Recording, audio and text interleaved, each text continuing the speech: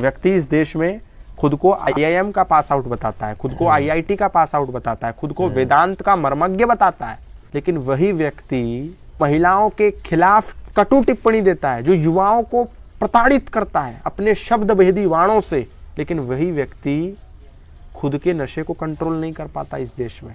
वही व्यक्ति जो कह रहा है कि तुम ये क्या करते हो, तुम ये क्या करते हो, तुम ये क्या करते हो, और वही व्यक्ति खुद भी सिगरेट पीता है और अपने चेलों को भी पिलाता है। वही व्यक्ति खुद भी सिगरेट पीता है और अपनी चेलियों को भी पिलाता है। वही व्यक्ति खुद भी हुक्का पीता है और आपको भी पिलाता है। वही व्यक्ति खुद भी बार में डांस करता है और आपको भी कराता है। तो ऐसे लोगों को क्या नाम दोगे? ढोंगी। ढोंगी। खुद को वेदांत के मर्मज्ञ बताते हैं। आप समझ गए होंगे मैं किसकी बात कर रहा हूँ। आचार्य प्रशांत। आचार्य प्रशांत खुद को वेदांत का मर्मज्ञ बताते हैं, और कोई यदि आपकी तरह उनसे सवाल पूछने जाए तो पहले उससे पर्चे पे लिखवा करके सवाल ले लेते हैं और फिर उसमें संशोधन करके बोलते हैं कि ये पूछना है और ये नहीं पूछना है, और ये कैमरा जो तुम लेकर के आए हो, ये कैमरा तुम्हारा नहीं चलेगा, कैमरा मेरा कैमरा लगेगा, मेरी टीम एडिट करेगी, मेरी टीम फोटो लेगी, जो हमको काट पीट करके देना होगा वो तुमको देंगे, तब तुम डालना। जिस व्यक्ति के अंदर अपनी छवि को लेकर के इतना भय हो कि फिर इस वीडियो को अपलोड करने के बाद इसके कमेंट का एक्सेस मुझे देना, मेरी टीम देखेगी कि कौन सा कमेंट पब्लिक होने लायक है और कौन सा नहीं, तब हम कमेंट को पब्लिक करेंगे। जिसके अंदर इतनी खौफ हो वो व्यक्ति खुद को वेदांत का मर्मज्ञ बताता है। जो मनुस्मृति को जलाने की बात करता हो, जो वेदों के विरुद्ध बोलता हो, वो व्यक्ति खुद को धर्म का अधिष्ठाता बताता है। जो बार में अपने नाम के आगे आचार्य लगाता है। किसने बोला उसको आचार्य? किसने दी उसको आचार्य की उपमा? आचार्यम ग्राह्यति इति आचार्यः। जो आपको आचरण का ग्रहण कराए और खुद भी उसके आचरण में वो चीजें हों, वो आचार्य होता है। ना कि कोई भी फर्जी आदमी आए और IIT IIM से पढ़े हो तो ठीक है ना। इस देश के लाखों लोग IIT IIM से पढ़े हैं, तो क्या वो आचार्य हो गए? क्या वो वेदांत के मर्मज्ञ हो गए? आप कुछ भी आकर के अंडबंड उल जलूल अभद्र अशोभनीय निंदनीय बकवास करेंगे आकर के माइक के आगे, तो आप आचार्य हो जाएंगे? आपके आचरण में तो शराब है, आपके आचरण में तो हुक्का है, आपके आचरण में तो सिगरेट है, आपके आचरण में तो गांजा है, तो आप आचार्य कैसे हो गए? ये दो मुंहा पर्सनैलिटी है ये। फिर उनके चेले बोल रहे हैं कि आपको आचार्य जी से ज्ञान लेना है या उनकी सिगरेट शराब नशे वाली फोटोज देखनी है, उनकी वीडियोस देखनी है, आप उनसे ज्ञान लो। जिसके खुद के आचरण में ना हो उससे क्या ज्ञान लेंगे आप? और ये तो दुकान है आचार्य प्रशांत की, बिजनेसमैन है आचार्य प्रशांत। आप यदि आचार्य प्रशांत की टीम से कहेंगे कि मुझे उनका वेदांत महोत्सव अटेंड करना है, तो यदि आप स्टूडेंट हैं तो मिनिमम आपको 5,000 रुपए देना है, तब आप उसके वेदांत महोत्सव का हिस्सा बन पाएंगे। उसके ऊपर यदि कोई जॉब करते हैं, बिजनेस करते हैं, तो उनके चार्जेस अलग हैं। मिनिमम यदि आप स्टूडेंट हैं तो 5,000 रुपए के बिना आपकी उसके वेदांत महोत्सव में एंट्री नहीं है। ये तो बिजनेस है, बिजनेस है ना, ये वेदांत का बिजनेस है। ये 40% डिस्काउंट आज ले लीजिए आचार्य जी की किताबें, आज 30% डिस्काउंट ले लीजिए किताबें। बिजनेस चल रहा है क्या? पूरा का पूरा फर्जीवाड़ा है, पूरा का पूरा फर्जीवाड़ा। बाउंसर चल रहे हैं आचार्य प्रशांत के। अरे कोई तुमको गोली मार देगा क्या?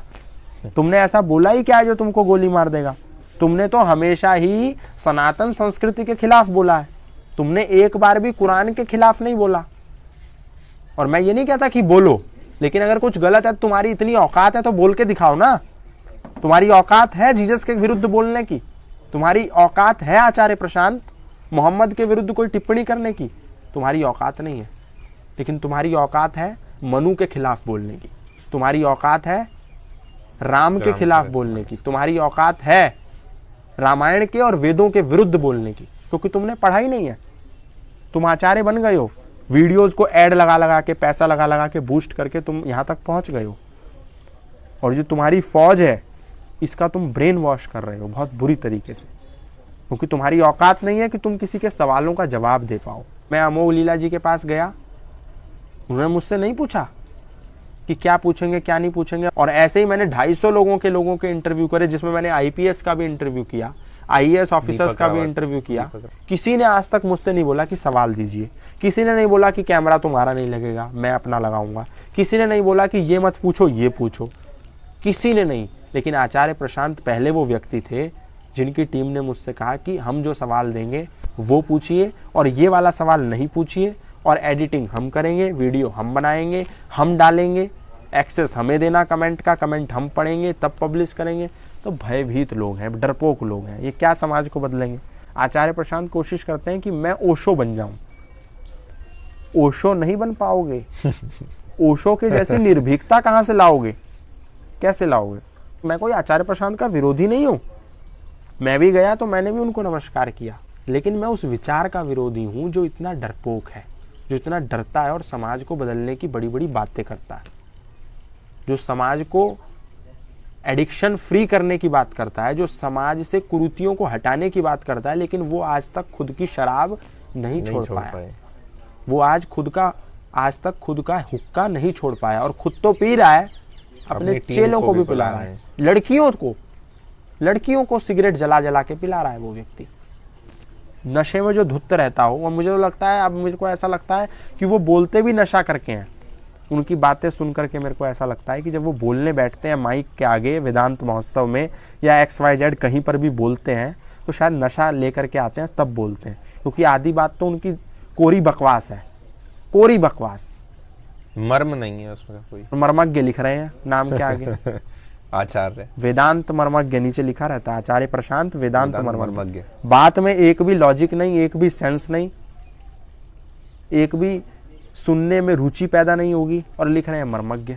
आपसे अच्छी बातें तो इस देश का 5वीं क्लास का बच्चा कर लेगा, और खुद को मर्मज्ञ कह रहे हैं। शास्त्रों की बात कहीं उनकी बात में आई? आज तक कभी उन्होंने कोई कोट किया?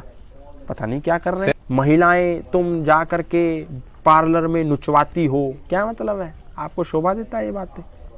उनके चेहरे पर देखो आप, कभी आपको एक शांति, एक स्थिरता नहीं मिलेगी। टेंशन, तनाव, अवसाद, एंजाइटी, स्ट्रेस, डिप्रेशन, एंगर, क्रूअलनेस। और मैंने उनसे सवाल पूछे ना, उन्होंने जो मेरे को सवाल दिए मैंने उनको किनारे रख दिया, और मैंने उनसे सवाल पूछे कि बताइए।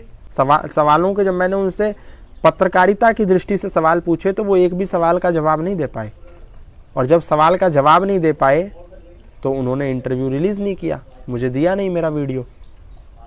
और मैंने उनकी टीम से बोला कि आप लोग इतने डरपोक हैं, ये मैंने कभी सोचा नहीं था।